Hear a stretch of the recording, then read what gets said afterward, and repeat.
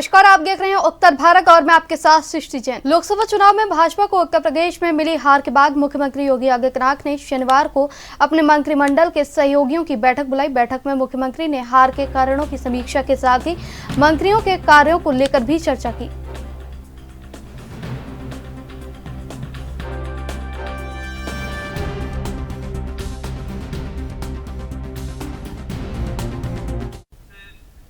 उत्तर प्रदेश सरकार के कैबिनेट मंत्री जयवीर सिंह ने कहा कि देश ने एक बार फिर एनडीए पर भरोसा जताया है और एनडीए को जनादेश दिया, जिसकी वजह से देश में तीसरी बार नरेंद्र मोदी प्रधानमंत्री बनने जा रहे हैं। आने वाले समय में जन आकांक्षाएं, जन कल्याणकारी योजनाएं, विकास के कार्य किए जाएंगे।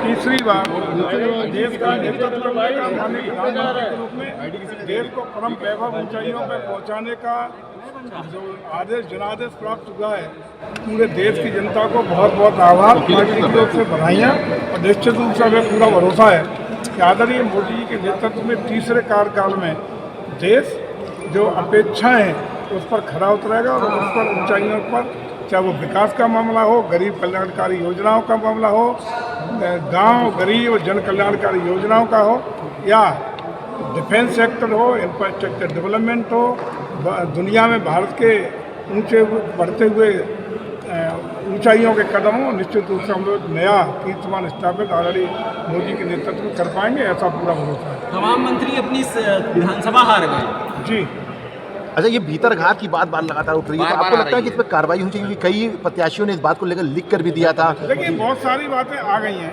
और पार्टी का अपना ये चलता है, हार और जीत लोकतंत्र की दोनों ये प्रक्रिया चलती रहती हैं। निश्चित रूप से हम लोग हार से सबक लेते हैं, आगे बढ़ते हैं, लेकिन हार नहीं कहेंगे, क्योंकि लगातार तीसरी बार देश ने आदरणीय मोदी जी को एक जनादेश देने का काम किया है, स्पष्ट एनडीए को बहुमत देने का काम किया है। इसके लिए देश की जनता का बहुत बहुत आभार। उत्तर प्रदेश सरकार के मंत्री ओम प्रकाश राजभर ने तीसरी बार नरेंद्र मोदी को प्रधानमंत्री बनने पर बधाई दी और उन्होंने कहा कि विपक्ष ने झूठी अफवाह फैलाई। विपक्ष ने कहा संविधान और आरक्षण खतरे में है।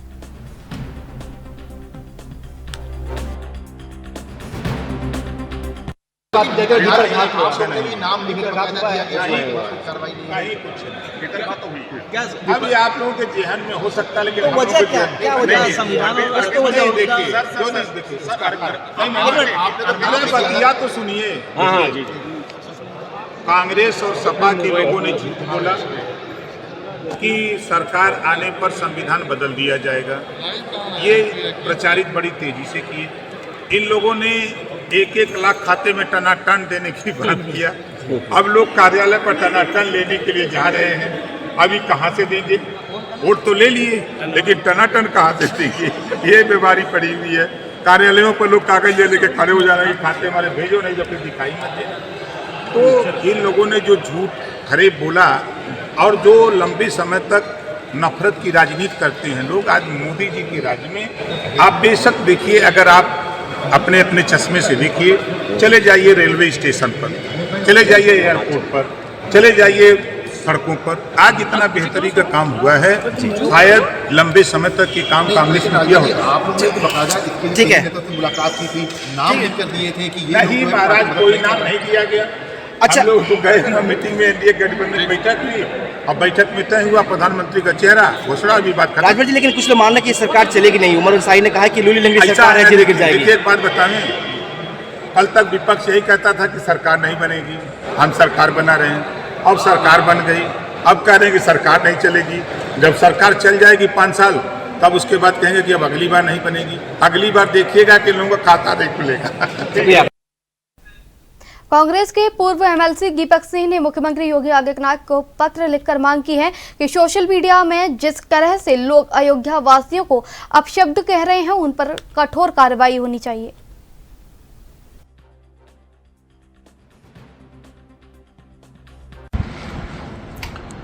जय श्री राम मित्रों, जिस तरह से 2024 लोकसभा के परिणाम आने के बाद से भगवान श्री राम की नगरी अयोध्या, उनकी जन्मभूमि अयोध्या वासियों को सोशल मीडिया के प्लेटफॉर्म पर आपत्तिजनक टिप्पणियां की जा रही हैं, प्रभु श्री राम के लिए आपत्तिजनक टिप्पणियां की जा रही हैं।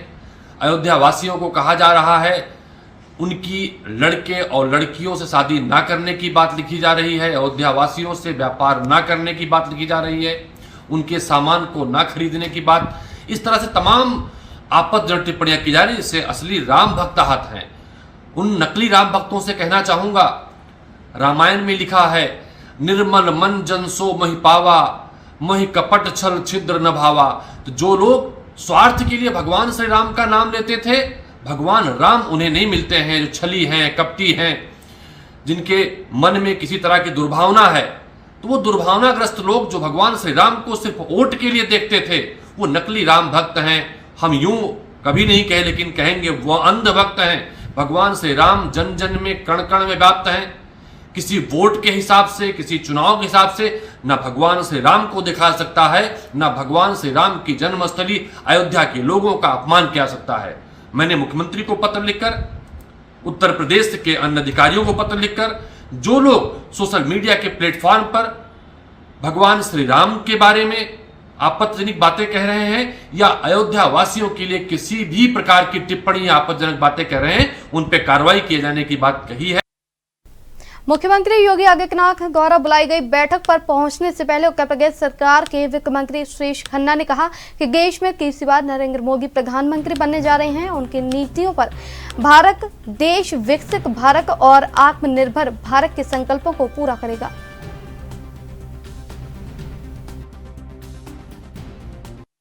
आईडी नीचे करो यार, जब खड़े रहो, आ रही रहने दो, आ रही। जनता ने इतिहास बनाया, मोदी जी को, एनडीए को तीसरी बार बहुमत देकर एक नया इतिहास रचा है देश की जनता ने। और पूरे 5 साल ये सरकार चलेगी, जो विकसित भारत और आत्मनिर्भर भारत बनाने का जो संकल्प था वो पूरा होगा।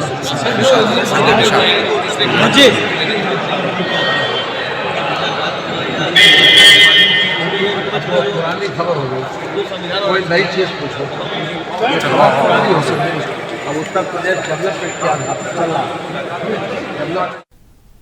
हमीरपुर के कोतवाली कस्बा 8 की नई बस्ती चौकी के पास का मामला है, जहां पर पुलिस चौकी से मात्र कुछ कदम की दूरी पर दुकान में बैठे लोगों के ऊपर अवैध कमंचों से 2 नकाबपोश दबंगों ने फायर किया। शुक्रवार रात जिले के जनप्रतिनिधियों ने आचार संहिता की आड़ में पिछले 3 महीने में जनपद में घटित अपराध में बहकाशा वृद्धि और बेलगाम कानून व्यवस्था पर बैठक बुलाई है और इस बैठक में इस बात को लेकर चिंता भी जाहिर की गई। क्षेत्रीय महासभा के कार्यक्रम हुए, उनमें भीड़ इकट्ठी हुई, कहाँ से फंडिंग हुई, कुछ भी कोई किसी संज्ञान नहीं लिया अधिकारी ने, क्योंकि आचार संहिता लगी तो उसमें जिम्मेवारी अधिकारियों की थी। इसी तरह से गुजर राजपूत जो एक ही जाति है, दोनों को लड़ाने का प्रयास हुआ, उसको तो समाज ने कवर कर लिया। दलित समाज में जो जम्मू कश्मीर में माननीय अमित शाह जी ने धारा 370 समाप्त करके जो दलित समाज का आरक्षण मारा गया था, दूसरे समाज को मिलता था, उसको बहाल किया। अखिलेश जी ने प्रोन्नति में जो रिजर्वेशन था SC/ST का, उसको समाप्त किया, उसको हमने बहाल किया। बाबा साहब अम्बेडकर के पंचीकृतों को हमने जो वहाँ डेवलप किया, दलित समाज के लिए तमाम स्कीम हमने चलाई। और कांग्रेस ने हमेशा बाबा अम्बेडकर साहब को हराने का काम किया, तो बाबा साहब के सपने को सही मायने में अगर पूरा किया तो वो माननीय मोदी जी ने किया, तो दलितों के, किसानों के मसीहा ना बन जाएं और उत्तर प्रदेश में पूरी तरह से क्लीन स्वीप ना हो जाए। उनकी कहीं ना कहीं कामयाबी हरियाणा में जो जातियों में बांटने की थी, राजस्थान में थोड़ा सा, उत्तर प्रदेश में बड़ी संख्या में कामयाब हुए। अब बताइए, पुलिस का ये तांडव नहीं था कि गाजियाबाद में अकेले 10,000 गाड़ियों को नोटिस दिया गया, जो 99% बीजेपी कार्यकर्ता थे कि गाड़ियाँ जमा करिए चुनाव के लिए।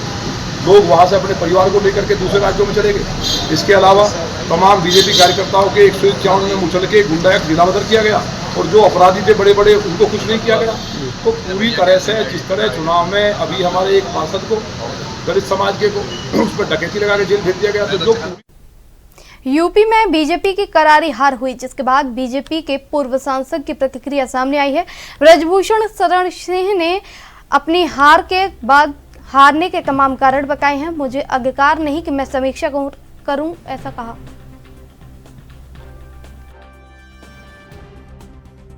बड़ी हार मानी जा रही है, हुई है, आप इसको किस तरह से देख रहे हैं?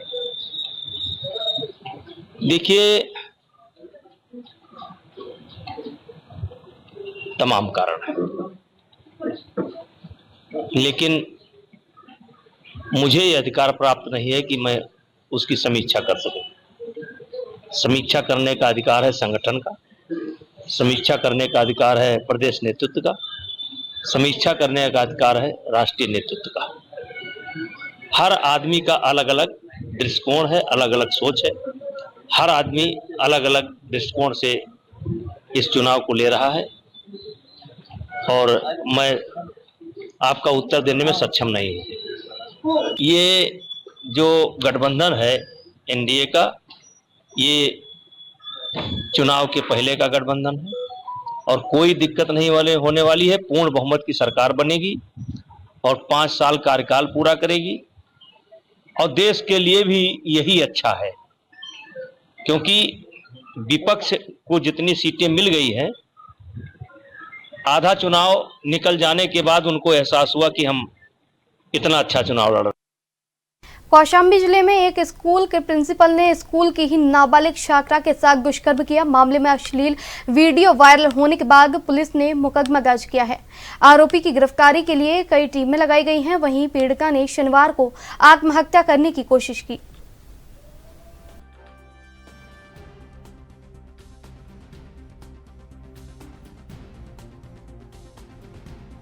थाना कोखराज के अंतर्गत एक किशोरी के द्वारा ट्रेन के सामने आकर के आत्महत्या करने की कोशिश की गई, जिसमें उनको थोड़ी चोट भी लगी। ग्रामीणों की सहायता से उनको बेहतर इलाज हेतु जिला अस्पताल मंझनपुर भेजा गया है, जहां वो इलाजरत है। अभी स्थिति उनकी सामान्य है। जांच करने पे पता चला कि उनका फोटो और वीडियो सोशल मीडिया पर मीडिया पर वायरल हो रहा था, जिसके आधार पर वो परेशान थी, जिसके कारण उन्होंने ये प्रयास किया है। उस आधार पे थाना पोखराज पर मुकदमा पंजीकृत कर लिया गया है और जो इसमें अभियुक्त हैं उसकी गिरफ्तारी हेतु टीमों का गठन कर दिया गया है। लगातार दबिश दी जा रही है, जल्द से जल्द अभियुक्त को गिरफ्तार कर लिया जाएगा। बात भी सामने आ रही थी। अरे रुका है।